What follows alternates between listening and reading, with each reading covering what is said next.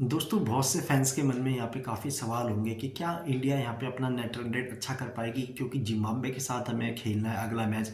और भारत कितने रनों से जिम्बाब्वे को हराएगी, हमारा नेट रन रेट पहले जैसा हो जाए या फिर वेस्ट इंडीज से ऊपर हो जाए या फिर साउथ अफ्रीका से ऊपर हो जाए। काफ़ी जो फैंस हैं उनके मन में ये सवाल है कितने रनों से जीतना है, क्या हमें पहले बैटिंग करनी है या फिर बाद में बैटिंग करनी है। तो मैं आपको बता दूं दोस्तों, इस समय जो भारत का नेट रन रेट है वो -3.800 है। मतलब कि -3800 है, 3.800 ये भारत का नेट रन रेट इस समय चल रहा है। तो अब क्या ऐसा चमत्कार हो सकता है कि हमारा net run rate south Africa से या फिर वेस्ट इंडीज़ से ऊपर चले जाए, क्योंकि इस समय जो सबसे टॉप की टीम है वो वेस्ट इंडीज़ है, दूसरे नंबर पे साउथ अफ्रीका है। तो अगर भारत कल जीत भी जाता है इससे, जिम्बाब्वे से जीत भी जाता है, तब भी भारत तीसरे पायदान पे आएगा। और तीसरे पायदान का मतलब है सीधा सीधा सेमीफाइनल से बाहर बाहर का रास्ता भारत को देखना पड़ेगा। तो यहाँ पे दो ऑप्शन है।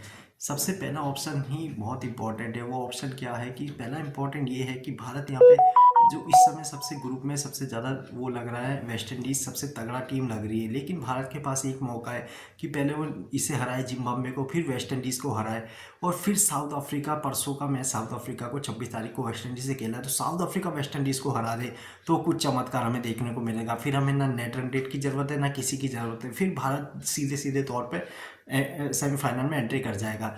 लेकिन अगर ऐसा नहीं होता है, कहीं पता चल रहा है यहाँ पे वेस्ट इंडीज साउथ अफ्रीका को हरा देता है, तो फिर साउथ अफ्रीका के दो जीत हो जाएगी, फिर नेट रन रेट में फंसेगा। तो फिर भारत को क्या करना है, साउथ अफ्रीका से ऊपर करने के लिए तो बहुत ही मुश्किल है। क्योंकि अगर भारत 100 रनों से भी हराता है इसे, जिम्बाब्वे को, तब भी हमारा जो नेट रन रेट है वो 0-0-0 होगा, मतलब कि बराबर पे आएगा। तो अगर यहाँ पे तो मतलब कि भारत को क्या करना है, कुछ मेरेकल ही करना पड़ेगा। क्योंकि अगर भारत यहाँ पे मारता है 200 रन मारता है, तो हमें 25 से 30 रनों पे जिम्बाब्वे को आउट करना पड़ेगा, तब जाके हमारा net run rate south Africa के बराबर पहुँचेगा या फिर 1.200 के आसपास पहुँचेगा। तो बहुत मुश्किल है।